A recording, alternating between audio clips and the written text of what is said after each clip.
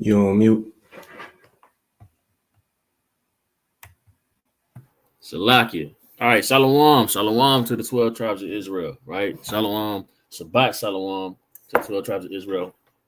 Most High willing, brothers and sisters are enduring, right? And feeling well and having a blessed beginning to their Shabbat, man. Right? We back at it. Another Shabbat service, right? Finishing off the Shabbat service we started 2 weeks ago, entitled Prisoner of Yahweh or Prisoner of the World, right? So this is the part two. And the first one we really went into what it looks like to be a prisoner of Yahweh.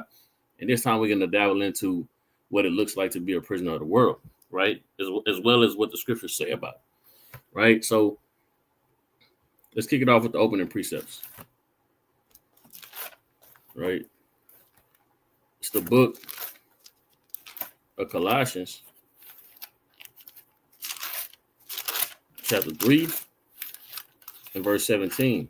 And it reads, "And whatsoever ye do in word or deed, do all in the name of the Lord Yahweh, giving thanks to the Most High and the Father by Him."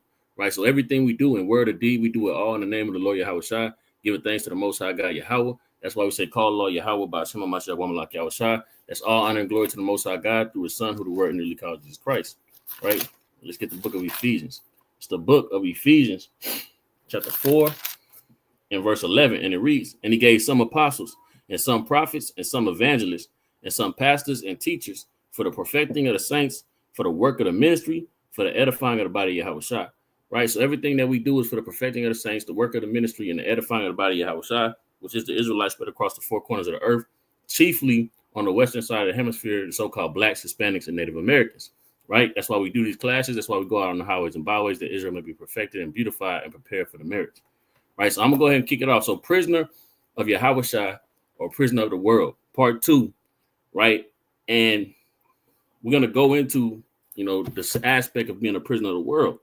And a lot of brothers and sisters that say they're in the truth are literally still a prisoner of the world, right? And we really need to examine ourselves and look at, are we carrying some of these traits? Are we moving this way, right? And if so, we need to repent and begin to be a new prisoner, which is a prisoner of Yahweh. Right, so I'm going to get this first precept. It's in the GNT, right? This is the book of John, chapter 8 and verse 34 in the GNT. And it reads, "Yahweh said to them, I am telling you the truth. Everyone who sins is a slave to sin." Right? Everyone who sins is a slave to sin. Right? So our actions, the things that we do, the things we commit, right? The things that we fall into, right? We become a slave to those things. Right? And a lot of times brothers and sisters look at, sin as chiefly only being when you break the Most High's laws, right? The first 5 books of the Bible. Well, there's many things that are called sin that isn't actually a law, right? That literally had men killed. And it displeased the Most High. Anything that is displeasing to the Most High God is sin, right? Let me get this precept, right?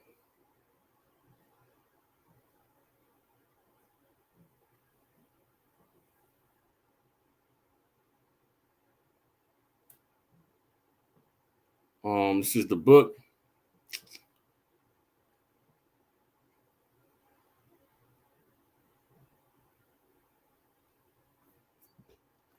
of 1 Corinthians, chapter 6 and verse 12.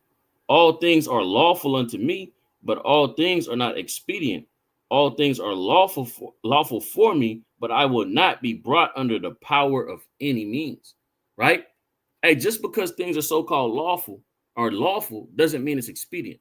Doesn't mean it ought to be done. Hey, doesn't mean that you should continue in. Hey, Paul says, right, in the book of Corinthians, he said what? He said that if any man be spiritual, that he know that the things I write unto you are the commandments of God. Right? So there are many things that are not in the law that are still in the commandments of the Most High. And he touches on a lot of things that are all things that make you a slave of the world, a litany of things, right? And we ought to know that we have to abstain from such things in order to be a prisoner of Yahweh, right? A prisoner of Yahweh cannot be bound to the constructions and the conforming of the world, man, right? Let's go to the book of Romans. right? It's the book of Romans. You can't be both. You can't be a slave to Yahweh Shai and a slave to the world. And a lot of people in this truth, they're a slave to the world, but they say that they're a servant of the Yahweh Shai. And it's not possible, right? It's not possible, right? It's the book of Romans, chapter 6 and verse 12. Let not sin, therefore, reign in your mortal body, that ye should obey it in the lust thereof. Neither yield your members as instruments of unrighteousness to sin, but yield yourselves unto the Most High as those that are alive from the dead, and your members as instruments of righteousness unto the Most High. For sin shall not have dominion over you, for you shall not be under the law, but under grace. But the point is what? Hey, don't become a servant to these things. A lot of people are a servant to the ways of the world, right? Which is sin. The ways of the world is not pleasing to the Lord. The Lord is not pleased by those things. So it's sin. You don't have to literally break a law for it to be sin, right? It's just anything that's displeasing to the Lord. For example, David numbered Israel, right? It is not against the law to number Israel, right? We have a whole book called Numbers where it is the numbering of Israel, right? But yet his spirit wasn't right in numbering Israel. He had pride inside of him at that moment. And what was it referred to as sin, right? And it got 75,000 Israelites killed because it wasn't the right thing to do. His spirit wasn't right in doing so, right? Hey, Israel, they said Israel was in sin for marrying heathen women, but we have laws on how to take on heathen women, right? So the sin wasn't that. The sin was that they followed those heathen. The offness was they were following the heathen women in their ways rather than making them serve their God. So there's plenty of things that we can go through a litany of scriptures that show that sin doesn't have to be the actual transgression of the law. It can be anything, any action, any work, any thought that is mispleasing to the Most High. The Lord says the thought of foolishness is sin, right? So we can't yield ourselves to these things. And too often, brothers and sisters are allowing themselves to be a servant to their flesh, which ultimately is a servant to the world. Emotions, how you feel. You don't want to be corrected. You don't want a man to tell you something. You feel a certain way because another man said something to you, reproving you, right? That's your flesh. Because all throughout the scriptures, all we see is men reproving men. We have kings being reproved of men, and they had to take it on the chin, right? David said, let me get this, right? Because that is a servant of the world, man, right? Let's get this in the book of 2 Samuel. This is kind of off script. It's not a precept I was going to bring out, but through the spirit of the Lord, right? Let's bring it out, man. It's the book of 2 Samuel, right? Chapter 19 is what I want. So 2 Samuel chapter 19. And I'm going to start at the verse at the top. And it was told Joab, behold, the king weepeth and mourneth for Absalom. And the victory that day was turned into mourning unto all the people. For the people had heard say that day how the king was grieved for his son.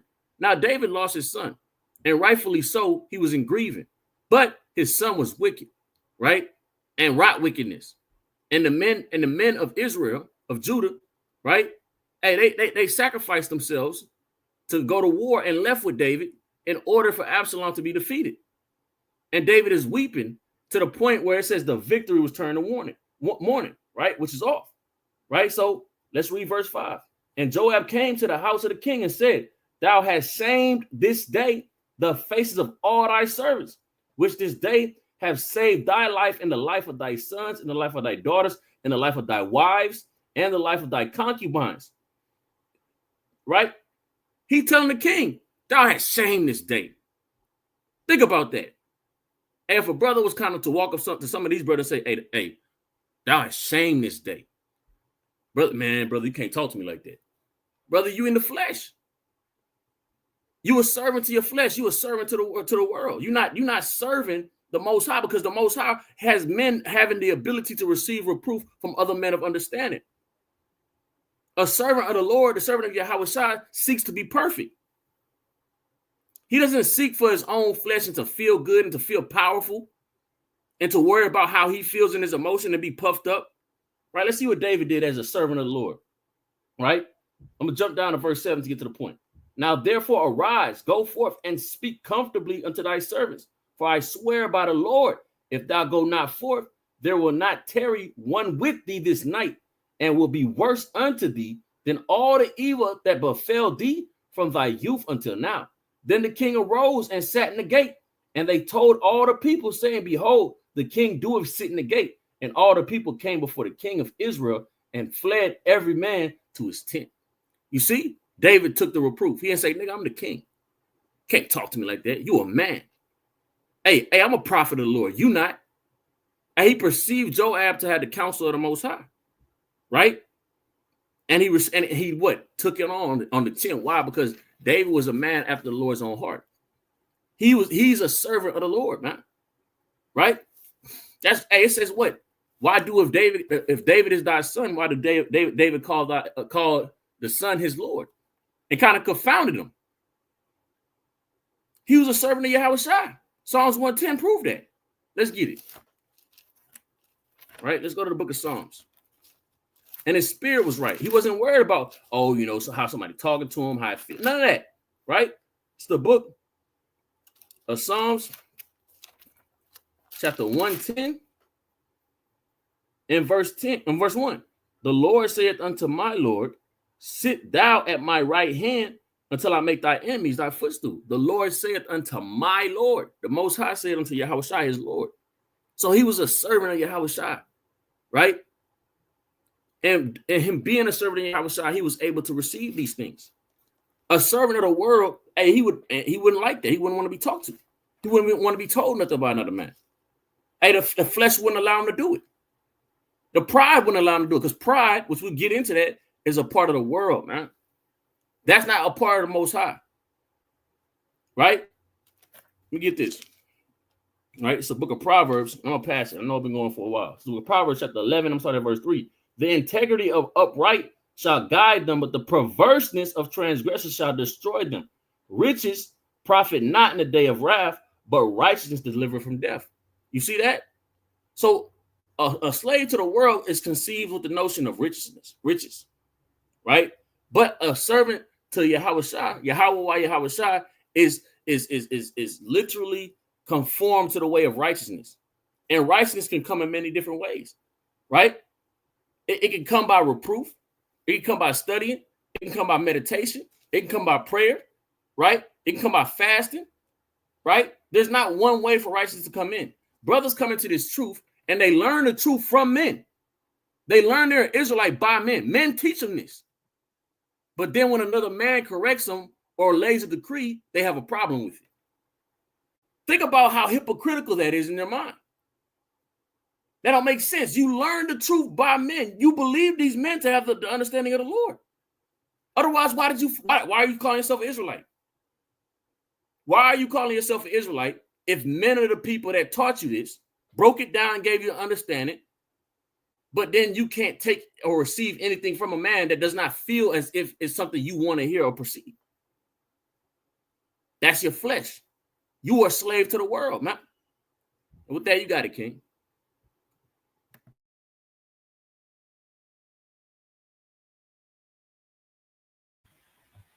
Okay, I'm gonna just add to some of the points that you made, right? First off, as far as you don't necessarily, it doesn't have to necessarily be in the law, like you don't for you to sin. Basically, what you was going into, you know what I'm saying, when you were speaking on, David and numbering the people, or various other things. Let me grab this. It's 1 Samuel 12 and 23. It says, moreover, as for me, God forbid that I should sin against the Lord and ceasing to pray for you, but I will teach you the good and the right way, right? So, I mean, do we see within the Bible that it says pray without ceasing, but do we see within the law to where it says that it's a sin not to pray for your people? No, you don't see that, right? But we understand that, some things like we got laws written, but some things are basically like implied, for lack of better words, that we know that the Lord is not dealing with, or He'll show men that He's not dealing with, right? And then the other one that you brought out, you spoke on it, but you didn't bring it out. So like, you mind if I bring this one precept out real quick? Go ahead. Because I spoke on it. This is the book of First Corinthians, chapter 14 and verse 37, right? Because I had to bring this out because of what you just brought out. It lines up perfectly, right? If any man think himself to be a prophet or spiritual, all the brothers and sisters that are in Israel will say that they're spiritual or spiritual, right? A prophet or a spiritual. It says what? Or spiritual, let him acknowledge that the things that I write unto you are commandments of the Lord. But if any man be ignorant, let him be ignorant. Right? So, hey, Paul didn't write the law. Hey, he wrote wisdom of how to serve the Most High. He wrote wisdom of how to be a servant to the Lord. Go ahead, though. No, great point. Great point. That did tie in good. And then to what you were saying earlier, you brought it out. I mean, you spoke about it, but you didn't bring it out. So Proverbs 15 and 26. The thoughts of the wicked are an abomination to the Lord, but the words of the pure are pleasant words. So even your thoughts, you know what I'm saying? When we think about things that are evil or wicked, you know what I'm saying? Most of the time we or well us that's in the truth, because the people in the world they'll give that to anything that they think with their own mind is wicked, but we know that it's going towards the law. But what does it say that a thought is a sin or abomination to the Lord in the law? It doesn't, right? But we understand that it's to there are certain things or that are not mentioned, like I said, implied that we know would be pleasing or unpleasing to the Lord, right? And then just to go into what you was just talking about, as far as basically correction, right here within this same book, Proverbs 15, and I'm gonna get it. I'm gonna go with 10. It says, correction is grievous unto him that forsaketh the way, and he that hateth reproof shall die. Now the thing about it is, you know, like you said, like it says in the scriptures, you know what I'm saying? You was talking about men being taught. It was like it says, how can I unless a man teach me? So you're gonna end up being taught, but then when the same person comes and gives you some type of reproof or instruction for your betterment, now all of a sudden it's grievous, right? It shouldn't be like that. Just as much as you should be able to take insight or get some type of instruction in the word, you know what I'm saying, get some type of spiritual guidance, you should be able to take the reproof as well, right? I mean, with me myself, if you can ask anybody about me that I had to bring something to me, I'm not bucking up against it. You feel me? But I guess that's just one of my traits.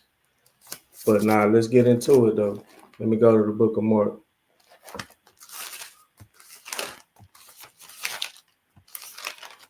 going into what it looks like to be a prisoner of the world. I mean, this is gonna go hand in hand with prisoner of Yahweh Shai, prisoner of the world, right? It's more so going into Yahweh Shai, but in the midst of it, you're gonna see what it looks like to be a prisoner of the world. So Mark 8, and I'm gonna start at 34. It says, and when he had called the people unto him with his disciples also, he said unto them, whosoever will come after me, let him deny himself and take up his cross and follow me. So obviously that'll be a prisoner of Yahweh Shai, somebody that will deny themselves, take up his cross and follow him, right? 35. It says, for whosoever will save his life shall lose it. But whosoever shall lose his life for my name's sake and the gospel, the same shall save it.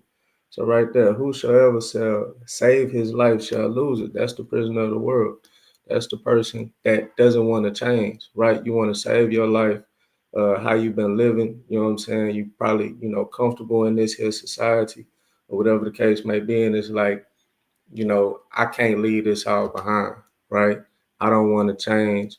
I don't want to go, because if you following like at one point in time in the law, the righteousness was the law. Now the righteousness is Yahweh Shai. You don't want to follow after Yahweh Shai. You just want to be wicked. You want to be in the world, right? Let me keep going. Verse 36. It says, "But what shall it profit a man if he shall gain the whole world and lose his own soul?" Going into the same thing. Most people, like just like when it came down to the little rich young ruler, whatever people title him as, right? You shouldn't be worried about these worldly things, you know what I'm saying, these vain things, or whether it be the car, the house, the clothes, the chain, jewelry, all these different things, you know what I'm saying, and putting that above your walk with God. Just so much, worried about that, because we know that anything that you are, putting over the most high God would be idolatry, right? As well as uh, like it says, "For what shall it profit a man if he shall gain the whole world and lose his own soul?" Because these things are not gonna solidify your spot in the kingdom, right? Uh, you can't trade them to get you a spot. So, verse 37. Let me keep going. "Or what shall a man give in exchange for his soul?" Going to the same thing. Verse 38. "Whosoever therefore shall be ashamed of me and of my words in this adulterous and sinful generation," right? Again, going into these people that are prisoners of the world, right? Care more about their possessions, right? Ashamed of Yahweh Shai, ashamed, of the words of the Lord in this adulterous and sinful generation. Of him also shall the Son of Man be ashamed when he cometh in the glory of his Father with the holy angels, right? So Yahweh Shai, why Yahweh Shai gonna be ashamed of you, right? In that day, if you choose, you know what I'm saying, to be ashamed of him, be ashamed of the word. You don't want to pick up and take your cross. You're more so worried about your possessions or your gain here in this world and society, rather than trying to store up your riches up there in heaven. That would be a prisoner of the world, right? We'll grab one more and I'm gonna pass it. It's 1 John 2, and I'm gonna start at 12. It says, "I write unto you, little children, because your sins are forgiven you for his name's sake. I write unto you, fathers, because ye have known him that is from the beginning. I write unto you, young men, because ye have overcome the wicked one. I write unto you, little children, because ye have known the Father. I have written unto you, fathers, because ye have known him that is from the beginning. I have written unto you, young men, because ye are strong, and the word of God abideth in you, and ye have overcome the wicked one." Obviously, these are prisoners of Yahweh Shai, right? But let's get into it. 15, it says, "Love not the world, neither the things that are in the world. If any man love the world, the love of the Father is not in him. For all that is in the world, the lust of the flesh, and the lust of the eyes, and the pride of life, is not of the Father, but is of the world," right? So I'm sure, pretty sure the brother gonna get into it, because there's so many precepts that go into change, and then in the midst of changing, it's gonna list out all these what lust of the flesh, lust of the eyes, you know what I'm saying, and the things that men are prideful of, that they place over this righteous walk, they place over Yahweh Shah, they place over these words, right? With that, I pass it. I'm a read that again as well, bro. I'm gonna read this first though, and I'm gonna read that again because we'll look at it the same way, but I want to read it again as well. Let me read this first though. This is book class precepts, book of Romans, chapter 12, and verse 1. "I beseech you, brethren, therefore, brethren, by the mercies of the Most High, you present your bodies a living sacrifice, holy, acceptable unto the Most High, which is a reasonable service." First of all, it says present your body as a reasonable sacrifice, holy and acceptable. Now, the Lord's sacrifices were perfect. They had to be without blemish, right? They had to be without flaw, right? The Lord's sacrifices, hey, you couldn't get a lamb it kind of been jacked up. Lamb had COVID. You kind of throw the lamb. No, it doesn't work, right? The sacrifice had to be perfect, holy, separate, set apart, right? What are you set apart from? What are you separate from, right? It's going to tell you, verse 2. And be not conformed to this world, but be ye transformed by the renewing of your mind, that ye may prove that which is good and acceptable, which it told you, acceptable for sacrifice, right? And perfect will of the Most High, right? That's very plain, right? So your mind has to change. Your whole mindset and mind frame has to be manipulated to the ways of the Lord, not the ways of your flesh, not the ways that you think, not the ways of the world, not the way that we were brought up, filled with pride, unable to receive the things that the Lord wants you to receive because of who it's coming from, where it's coming from, or because it's uncomfortable to you, man. Those things are not the ways of the Lord, right? The Lord is looking for the humble, right? That's what he says, right? And a humble servant is one that is open to learning, receiving, right? So what? It's telling you, in order to be an acceptable sacrifice before the Lord, you have to what? Transform your mind. Renew your mind from the ways of this world. So let's go back to 1 John now, right? The brother pulled it. I'm going to go back to it real quick. Let's go back to 1 John, right? Salakia. It's the book of 1 John, chapter 2, and verse 15. It says, love not the world, neither the things that are in the world. If any man love the world, the love of the Father is not in him. So you can't be a slave. You can't be a slave to Yahweh Shah without the love of the Father. Then verse 16, for all that is in the world, the lust of flesh, right? The lust of the eyes, the pride of life is not of the Father, but of the world. The pride. See that? That's part of it. The pride. It ain't just, a lot of people think, well, it's a word thinking about getting money all the time. Brothers love this precept to pull it out about getting money, hustling, right? Love this precept to pull it out about going out clubbing. But it's about much more than that. It's more vast than that, right? The ways of the world, Esau has set this world up to be all about pride. He's taught all of us to take on his pride, right? His way. But that's not the way of Yahweh Shai. That's not the way of the Lord, right? The lust, right? Lusting for things that are unnecessary, causing you to go into things in excess, right? What did the Lord say? So to Matthew 6, another classic precept, right? These classic precepts, you can never get old, and we should always be constantly meditating on them, man. This is Matthew chapter 6 and verse 19. The brother read this as well. I'm reading. Lay not up for yourselves treasures in earth, where moth and rust do corrupt, and where thieves break through and steal, but lay up for yourselves treasures in heaven, where neither moth do corrupt, and neither thieves do break through, nor steal. For where your treasure is the point I wanted to get from it. From where your treasure is, there will your heart be also. You see?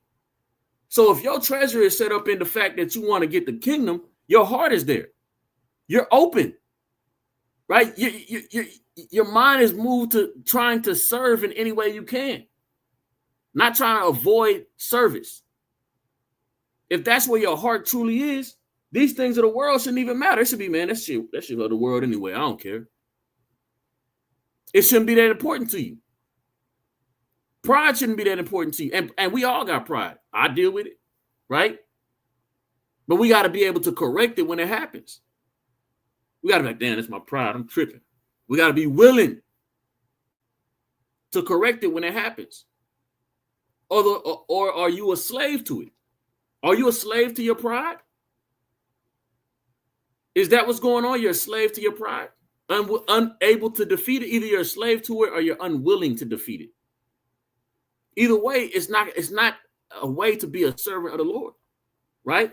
So it says the pride of life. Well, let's get an account of what the lust of the world and the pride of life did for one of our forefathers. Believe it or not, this is one of our poor forefathers, right? So what did the pride of life do for him? Let's go to the book of John, right? The lust of the world, the cares for the things in the world, right? This is the book of John, St. John, chapter 12, and I'm sorry, verse 3. Then took Mary a pound of ointment of spikenard, very closely and anointed to the feet of Yahushua, and wiped his feet with her hair. And the house was filled with the odor of the ointment. Then saith one of the disciples, Judas Iscariot, Simon's son, which shall betray him, why was not this ointment sold for 300 pence and given to the poor? This he said, not because he cared for the poor, but because he was a thief and had the bag and bared what was put in there, right therein, Salakia. So, hey, this man, Judas, is not only a man that gave Yahushua up, betrayed Yahushua, but he was a thief. Well, who's a person that's a thief? What is a thief? Why is a person a thief? Because they care about the cares of the world. They're a servant to the things that they can buy in the world, to monetary things, right? Monetary things have significance to them, right? But what did the Lord call? What does the Lord tell us about that? About this man? What did he call? What did he call? Right? Judas's money. Right? Let's go to the book of Acts, chapter 1, and let's go to verse 18. It says, now this man purchased a field with the reward of iniquity, falling headlong, he burst asunder in the midst, and all his bowels gushed out. It says the reward of iniquity, right? Now, some will say, well, that's talking about the money that he had when he went from betraying. That's the 20 shekels of silver from betraying Yahushua. No, it's not, right? We can prove it, right? Let me get it.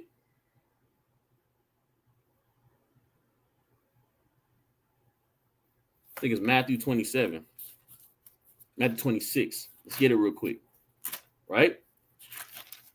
It's the book of Matthew. Let's prove it real quick, just to make sure there's no confusion. That money that they're referring to is the money he was stealing, the reward of iniquity, right? Matthew 26 and verse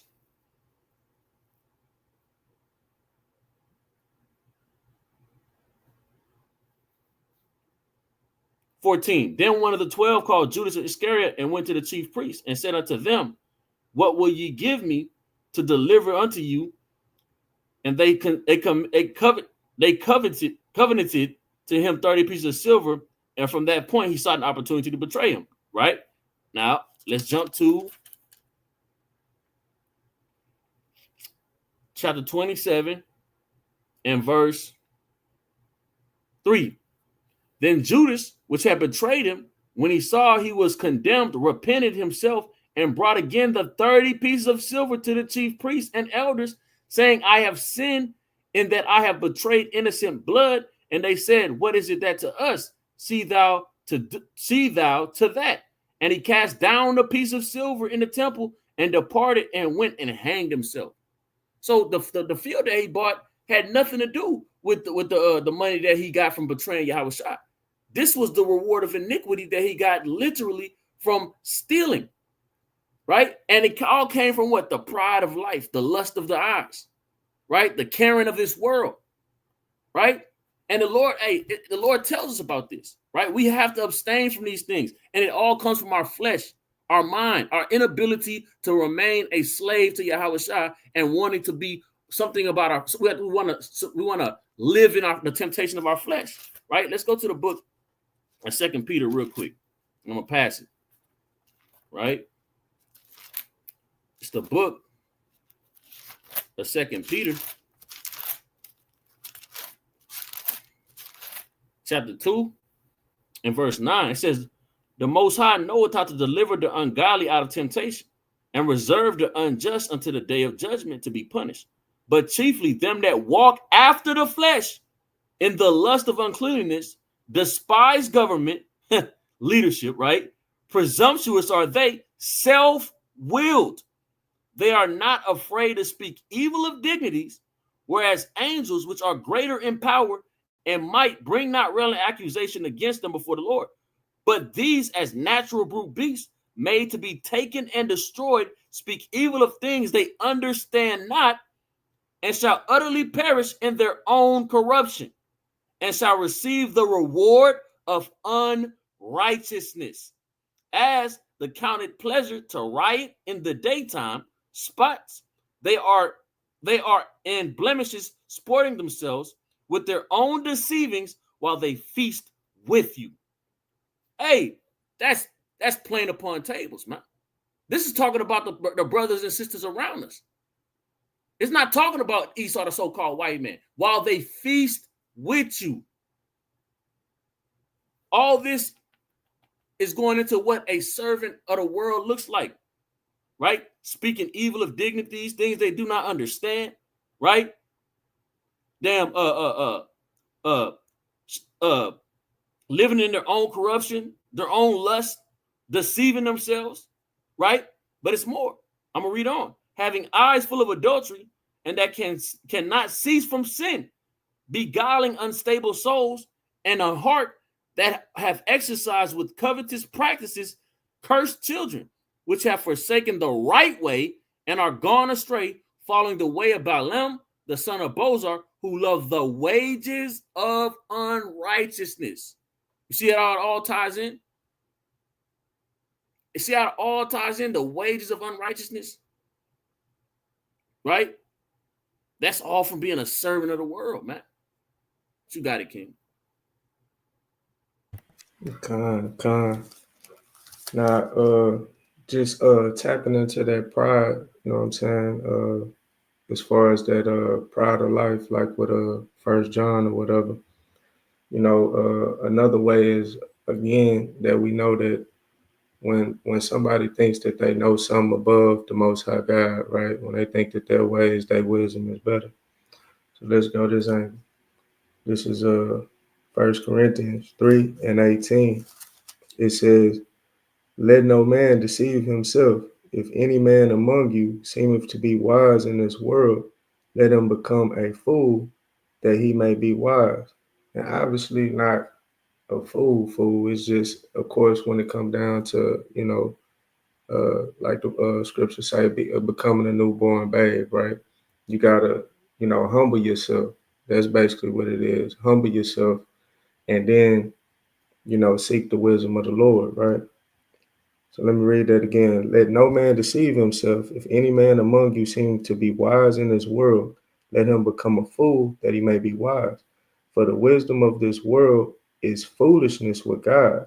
For it is written, He taketh the wise in their own craftiness, right? So the wisdom of this world is foolishness with God. That's why I can't stress it enough.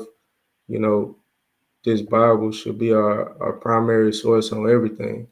And if anything that we see, whether it be TikTok, social media, you know what I'm saying, some scientist done said something like Neil deGrasse, whoever you would think, like you look at them to be a wise person, like what Terrence Howard. Anybody that you are thinking they could just talk and you think that they'll be wise. Like, no, your primary source is this Bible, right? And a lot of people get puffed up on the knowledge that they know and sometimes place it above what this Bible says, thinking that they know better. And that's a problem, right? And that's you more so trusting in the world rather than, you know, being a prisoner of Yahweh Shai or being a prisoner of this word, right? Let me grab this. Stand 1 Corinthians. It's 1 Corinthians 8:1. It says, "Now as touching things offered unto idols, we know that we all have knowledge." Right. So obviously this going into things offered up unto idols, right? But it's kind of going into my point. It says, knowledge puffeth up, but charity edifieth, right? And charity, when it goes into charity, is kind of like, you know, especially with it's going into love in one way or another, right? So knowledge puffeth up, but charity edifieth.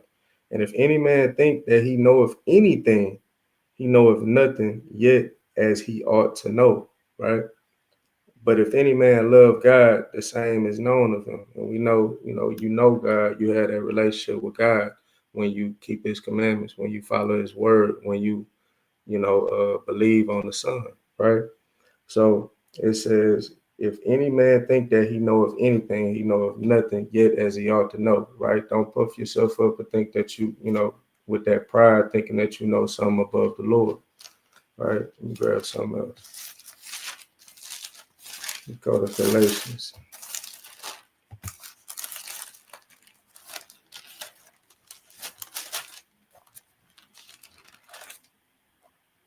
Uh, Galatians 6. This is Galatians 6 and 3. It says, "For if a man think himself to be something when he is nothing, he deceiveth himself." Right? So that's another aspect, not just with the wisdom, men thinking of themselves higher than what they ought to be, right? That's a worldly concept, right? We the Most High God teaches us that we ought to be meek, we ought to be humble. You know what I'm saying? And so many other, synonyms that go along with that, or adjectives that go along with that, to mean, because we are lowly people, right? We shouldn't be trying to exalt ourselves. We see what the scripture say about them that exalt themselves, But we keep going. It says, "But let every man," verse 4, it says, "But let every man prove his own work, and then he shall have rejoicing in himself alone and not in another." Right? And so you got to prove your works, right? And don't think more highly of yourself than you ought to, because things like that, when people are looking for some type of name or some type of status, that also ruins our people. Like I grab an example real quick in the book of Maccabees.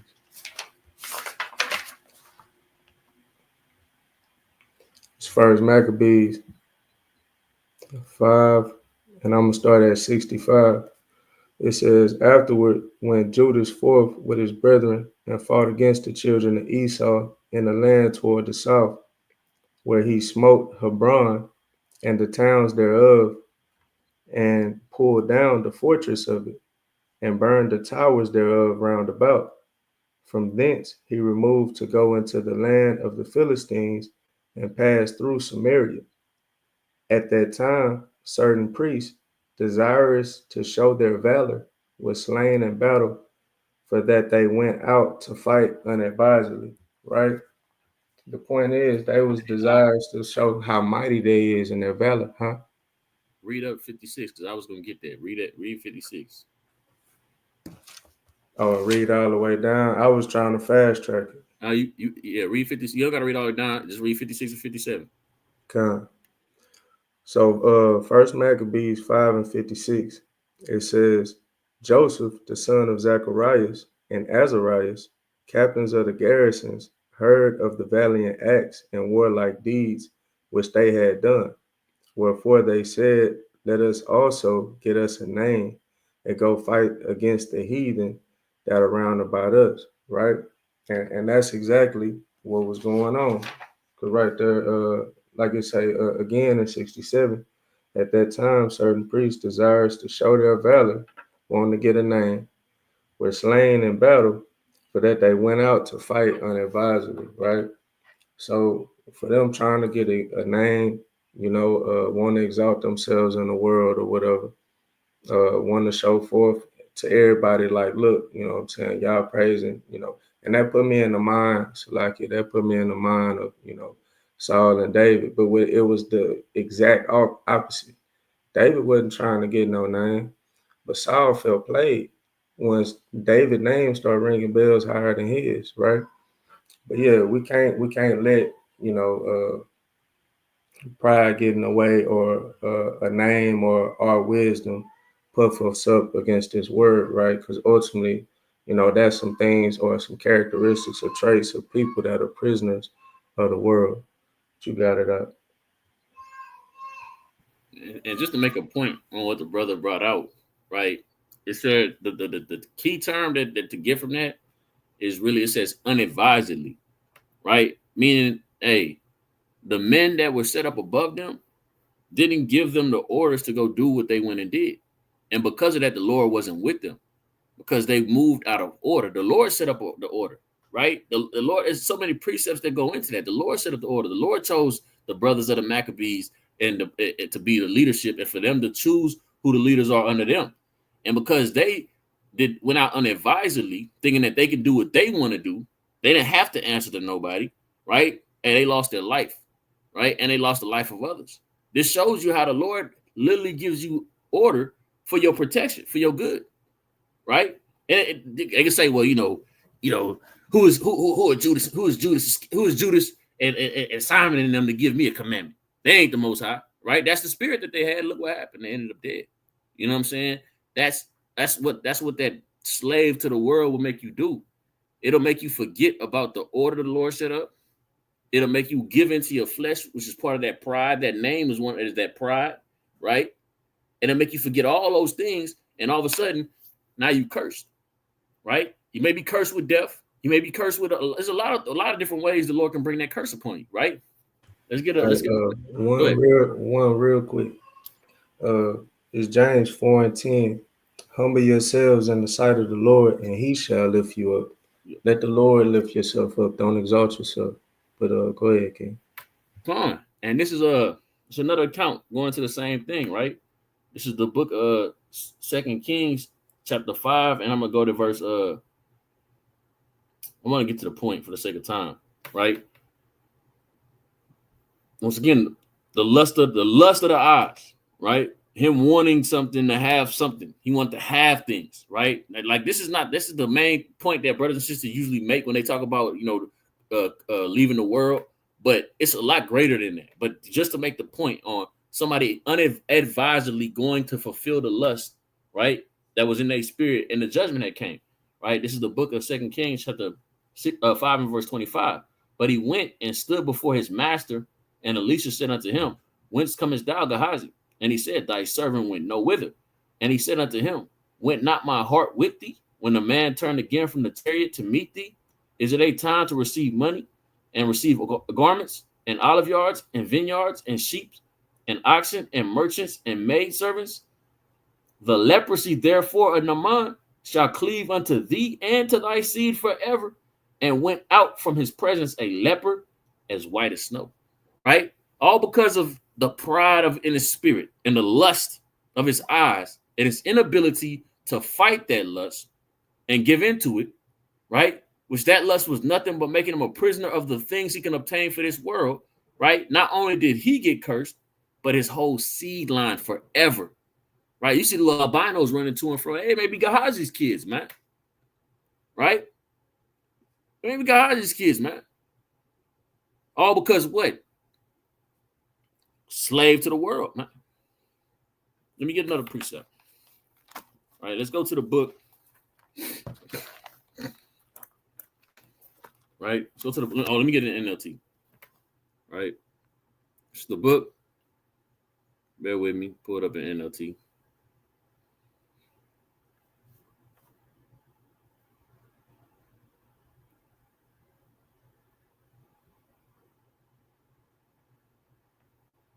NIV. Colossians chapter 3, right, in verse 23. It says, Work willingly at whatever you do, as though you were working for the Lord rather than for people. Remember that the Lord will give you an inheritance as your reward, and that the master you are serving is a Mashiach. But if you do what is wrong, you will be paid back for the wrong you have done, for the Most High has no favorites. Right? Plain, man. And you got to remember that everything that you do, everything that you set up in, is supposed to be unto Yahweh Shai, right? And you're supposed to do it willingly, right? Anything, because we do these things for the world willingly. You kind of willingly get up, go to work every day to get that paycheck, right? Take orders from your manager, your boss, without any problems. If you got a problem, you kind of murmur it under your breath and you let it go, right? But you continue to do the job and you work so you can get that check without getting fired. Right? You kind of, if you kind of get rolled up and they threatening to fire you, you try to be on your P's and Q's, right? You do all that for the world. What about the things that we got to do for the Lord? Right? Are we staying on our P's and Q's for the Most High? For your house shot? For our own soul at the end of the day? Because the Lord's going to pay you back. Whatever it is you put out there, he's going to pay you back sevenfold, man. Right? So let me get this in the NLT as well. It's the book of Isaiah, chapter 3, in verse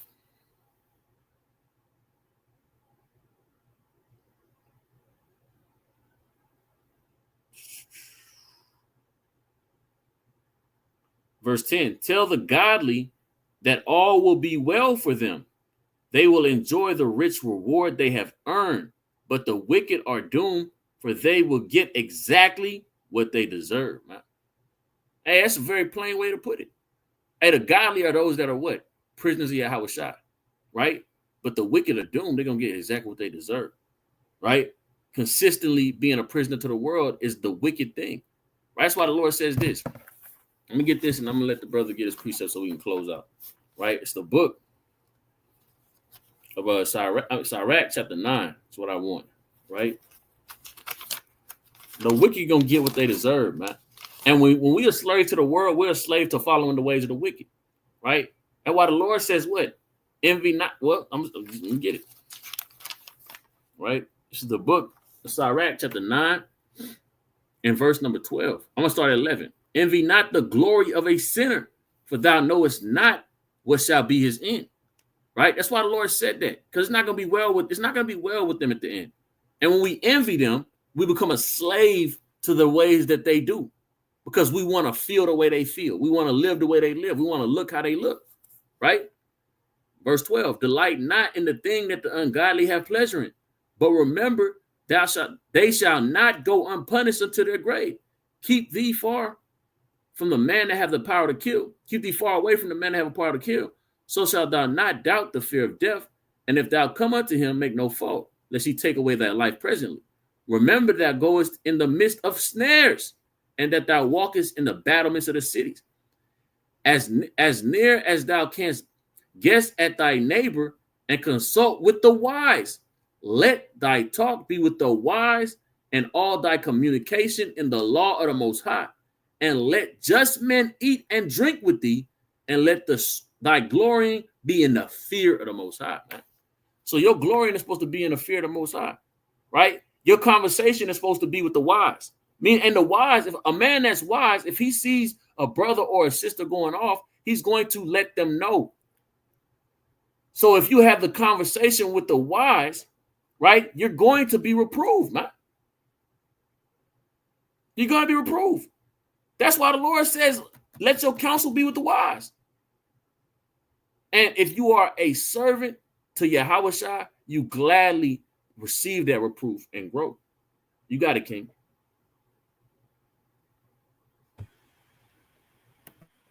Okay, I'm gonna get in there. Let me ask you a question on what they talking about. Jesus is a nice what?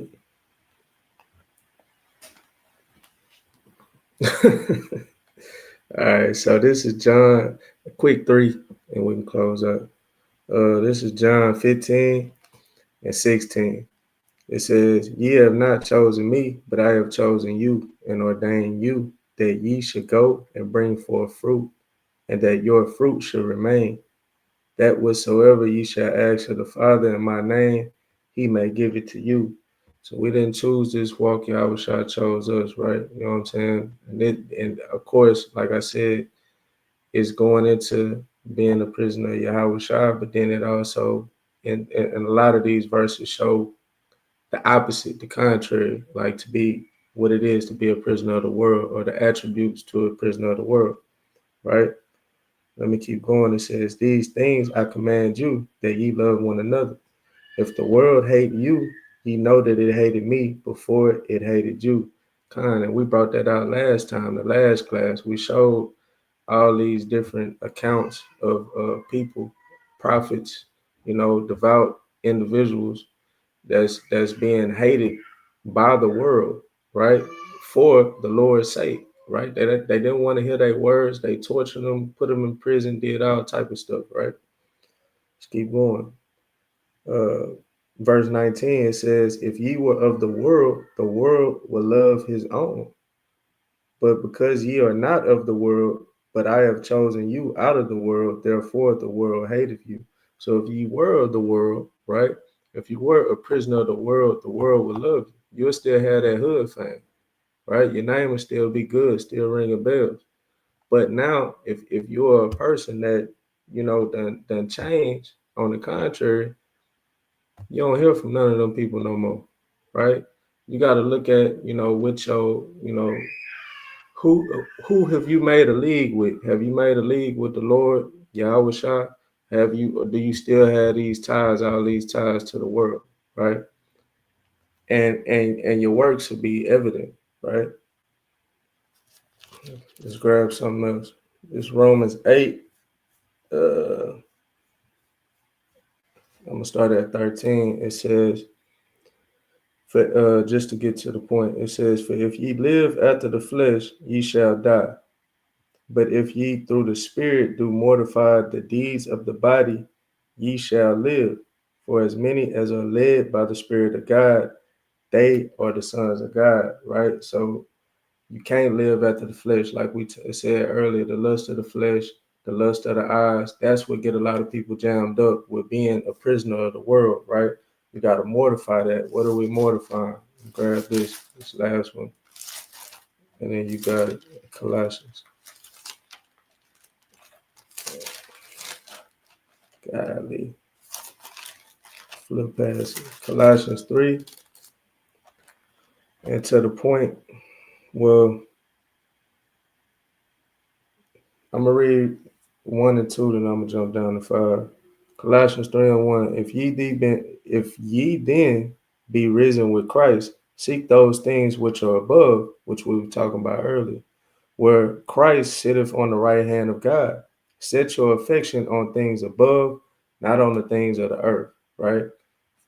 Get the lust of the flesh, lust of the eyes out of your mind, as well as that pride of life. But these these things to mortify is more so going into them first two, right? Verse 5, it say, "Mortify therefore your members which are upon the earth, fornication, uncleanness, inordinate affection, evil concupiscence, and covetousness, which is idolatry, for which things sake the wrath of God cometh on the children of disobedience." Right? So if we walk in these ways, obviously we walk in contrary to the Lord. Obviously, we wouldn't be a prisoner of Yahweh Shai, we'll be a prisoner of the world. These are the things that we got to mortify and cut off, right? But with that, you got it, King.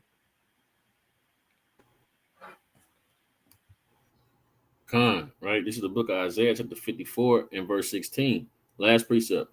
Behold, I have created the smith that bloweth the coals in the fire, and bringeth forth the instrument for his work, and I have created the wasters to destroy.